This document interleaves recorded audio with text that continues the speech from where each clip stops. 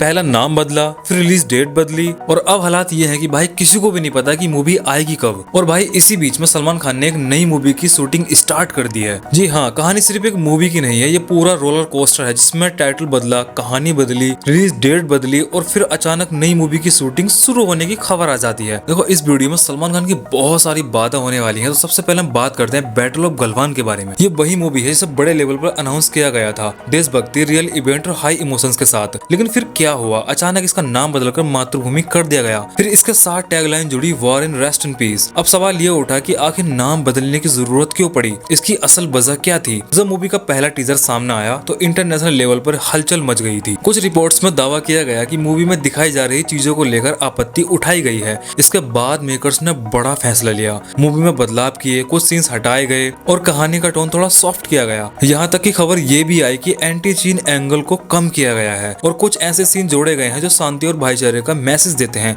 यानी मूवी का पूरा मूड बदल दिया गया है। अब आते हैं रीशूट पर। मूवी के लिए करीब 40 दिन का रीशूट प्लान किया गया। मतलब सिर्फ छोटे मोटे बदलाव नहीं बल्कि कहानी को नए सिरे से गढ़ने की कोशिश की गई। कई सीन दोबारा शूट हुए, बहुत सारे डायलॉग्स बदले गए और कुछ कैरेक्टरों को भी रिप्लेस किया गया है। और इन सब के बाद शुरू हुआ रिलीज डेट का सबसे बड़ा हंगामा। पहले कहा गया मूवी ईद पर रिलीज होगी, लेकिन तभी एंट्री होती है दूसरी बड़ी मूवी की, धुरंधर 2, जो उसी डेट पर आने वाली थी। अब टकराव से बचने के लिए फैसला लिया गया नई रिलीज डेट यानी 17 अप्रैल। लेकिन कहानी यही खत्म नहीं होती, क्योंकि फिर आई नई खबर। रीशूट और बदलावों की वजह से 17 अप्रैल की रिलीज डेट भी डगमगाने लगी और फिर चर्चा शुरू हुई एक और नई तारीख की, 12 जून। इस तारीख को इसलिए चुना गया क्योंकि 15 जून 2020 को गलवान घाटी की घटना हुई थी। यानी मूवी को एक इमोशनल और रियल लोकेशन देने की कोशिश की गई। इतना सब होने के बाद भी भाई अभी तक इसकी रिलीज डेट की कंफर्मेशन बिल्कुल भी नहीं है, न डायरेक्टर की तरफ से और न ही सलमान खान की तरफ से कोई ऑफिशियल अनाउंस नहीं आया है। और फैंस अभी भी बहुत ज्यादा इस मूवी का वेट कर रहे हैं। और अब सबसे बड़ा ट्विस्ट, जब एक मूवी खुद कंफ्यूजन में फंसी हो